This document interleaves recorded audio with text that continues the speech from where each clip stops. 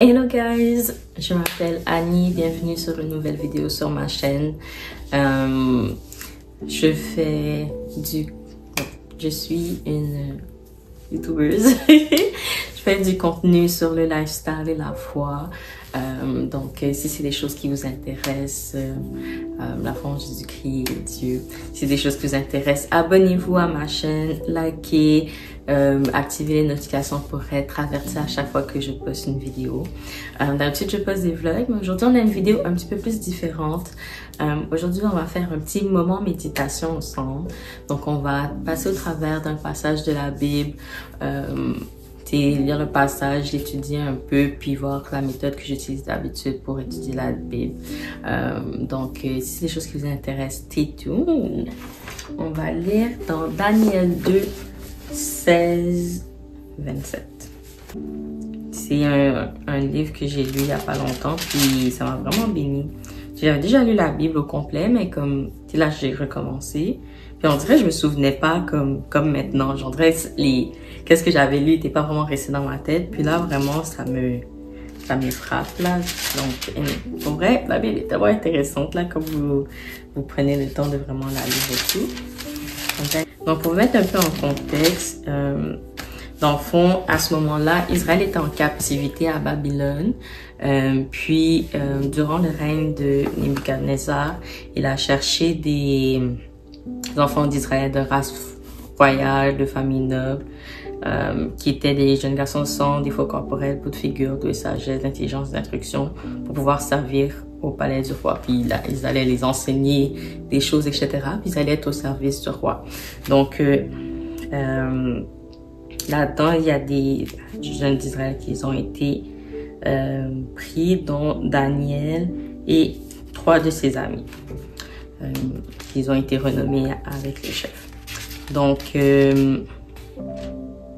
là, dans le fond, dans le 2, Daniel et ses amis ont été admis au service du roi. Puis, Nebuchadnezzar, dans le fond, dans ce chapitre, il a eu un rêve, puis il demande qu'on lui explique son rêve, mais il veut qu'on lui dise c'est quoi qu'il est arrivé et qu'est-ce qu'il a et qu'est-ce que ça veut dire. Ce qui est quand même fou comme demande, mais c'est ça qu'il veut. Donc, dans Daniel 3,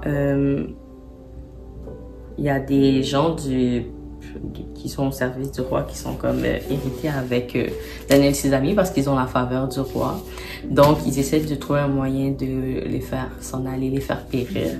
Donc, ils parlent au roi pour établir comme un ordre dans lequel que tous ceux qui ont la son de la trompette devraient adorer une statue d'or qu'ils ont fait ériger dans la ville. Mais comme les amis de Daniel s'y refusent parce que eux ils servent le Dieu vivant, ils servent Dieu as they should. Puis là, dans le fond, ils ont été pris la main dans le sac à pas adorer la statue d'or et des employés du roi sont allés le voir pour les dénoncer. Donc le roi vient à parler à Nebuchadnezzar, à ces jeunes-là. Puis je vous conseille vraiment de prendre le temps de lire le chapitre ou même tout le livre de Daniel. Là, c'est vraiment intéressant. Puis ça va vraiment plus vous mettre en contexte que qu'est-ce que moi je vous dis. Donc, on va analyser 3, 16 et 27, mais on va lire un peu juste avant pour être plus en contexte. Donc, ils sont devant le roi, puis Nebuchadnezzar prit la parole et leur dit « Est-ce de propos délibérés, Shadrach, Meshach et Abednego, que vous ne servez pas mes dieux et que vous n'adorez pas la statue d'or que j'ai élevée? Maintenant, tenez-vous prêts au moment où vous entendrez le son de la trompette, du chalumeau, de la guitare, de la sambuc, du psalterion, de la cornemuse et de toutes sortes d'instruments. Vous prosternerez et vous adorerez la statue que j'ai faite. Si vous ne l'adorez pas, vous serez jeté à l'instant même au milieu d'une fournaise ardente. Et quel est le Dieu qui vous délivrera de ma main? » Et ça, c'est le premier verset qu'on va analyser. Ça dit « Shadrach, Meshach et Abednego répliquèrent au roi Nebuchadnezzar. » Dans le verset 16, « Nous n'avons pas besoin de te répondre là-dessus. Voici notre Dieu, verset 17, donc 16 et 17. Voici notre Dieu que nous servons peut nous délivrer de la fournaise ardente et il nous délivrera de ta main au roi. Sinon, sache, au roi, que nous ne servirons pas tes dieux et que nous n'adorerons pas la statue d'or que tu as élevée. » Donc, 16 à 18, c'est le premier verset. Donc, juste pour mettre un peu en compte, puis j'ai un peu skip, fait qu'on va recommencer.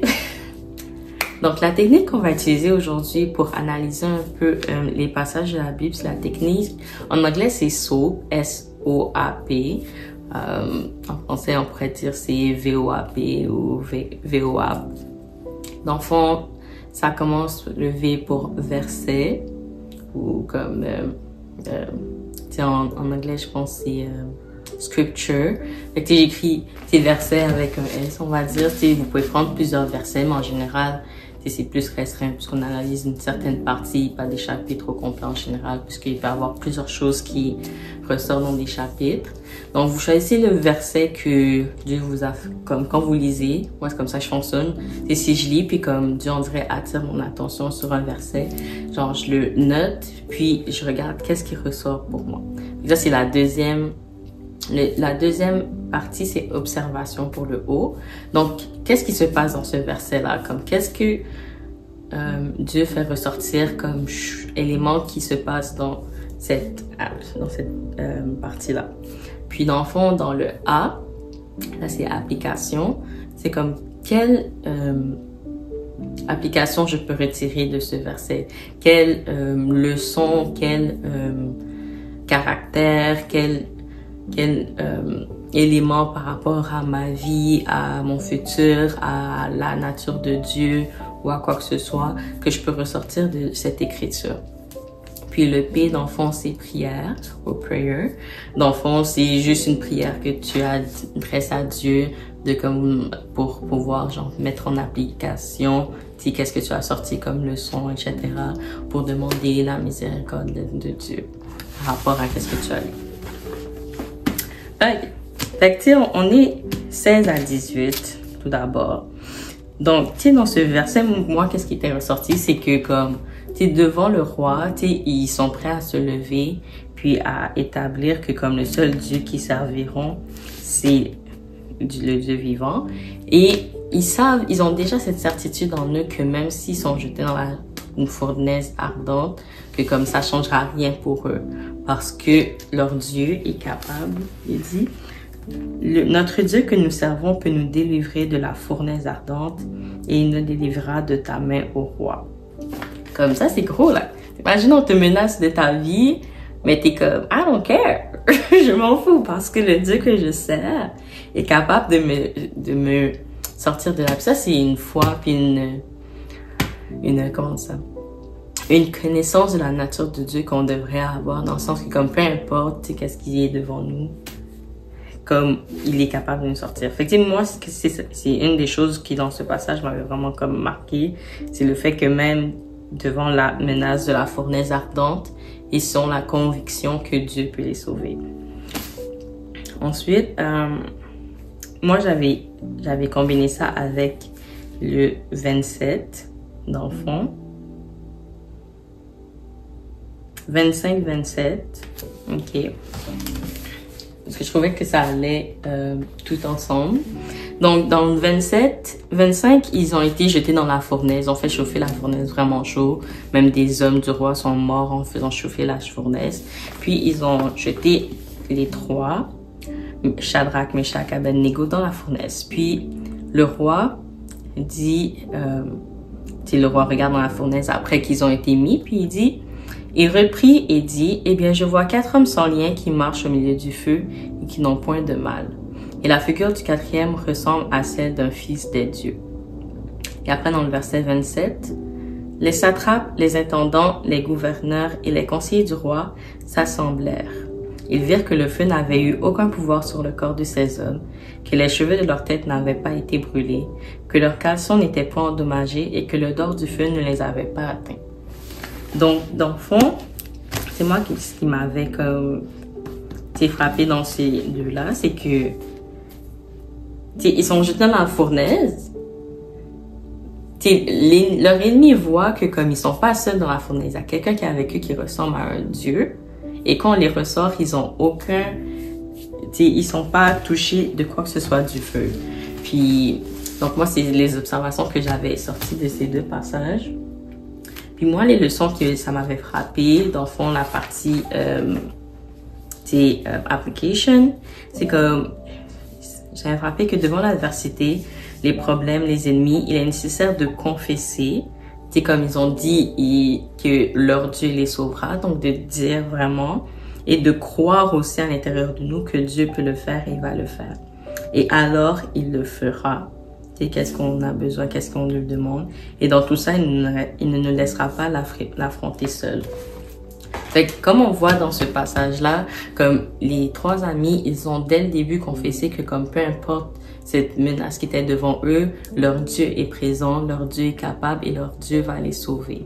Et de la même manière alors, comme quand ils ont été jetés dans la fournaise, Dieu a envoyé un ange pour être avec eux, pour les protéger.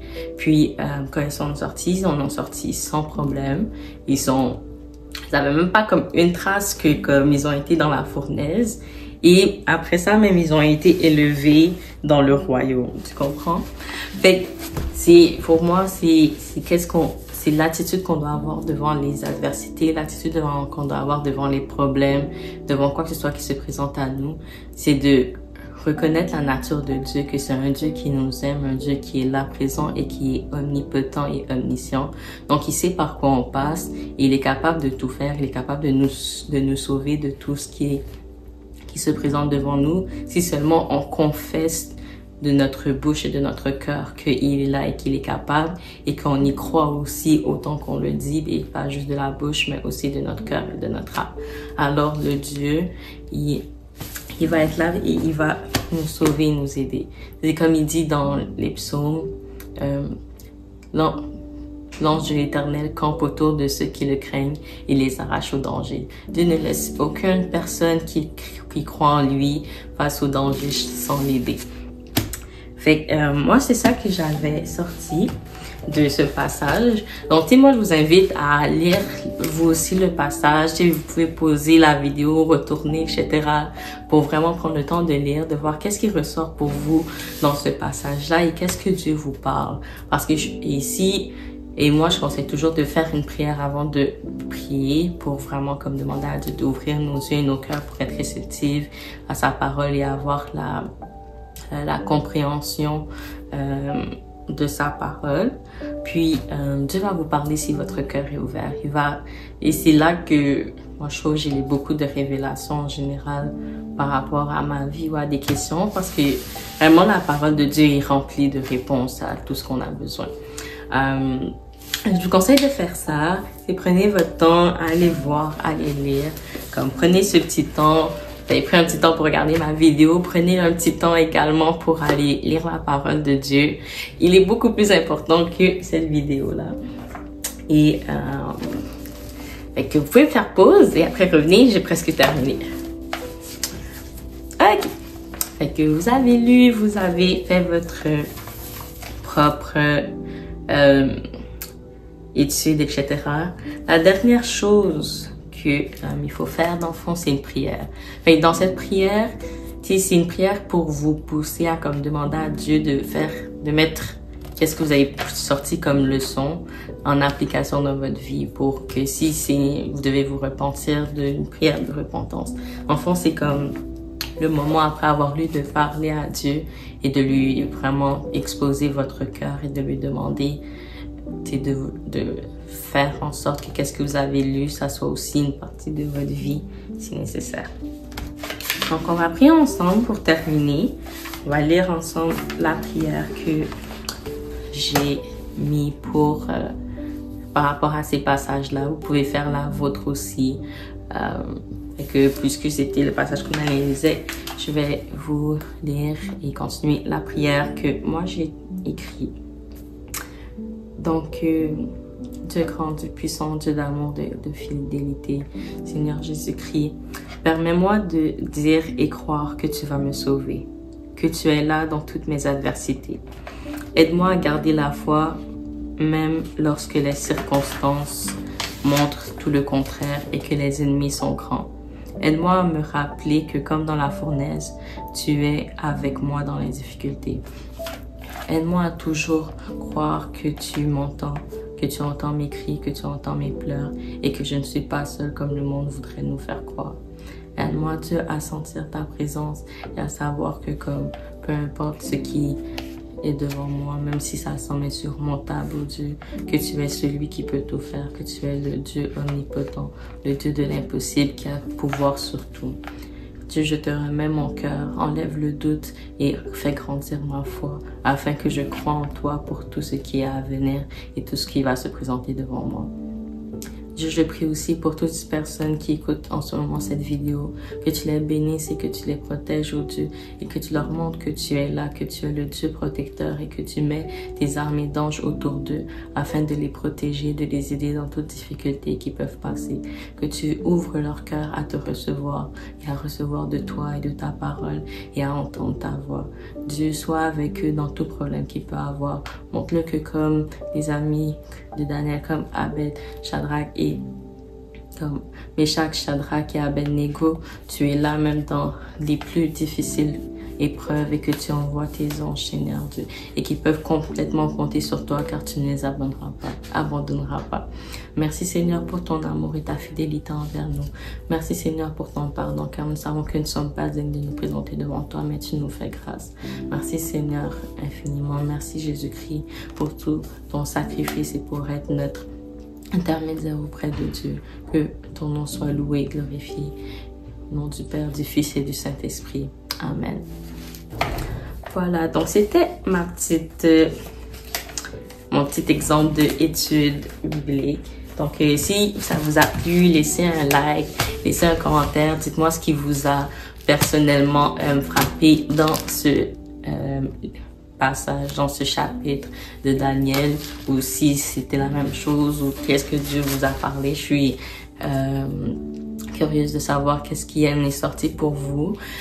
Si c'est des sortes de vidéos que vous aimeriez voir plus souvent, plus souvent que les vlogs ou quoi que ce soit, laissez-moi savoir.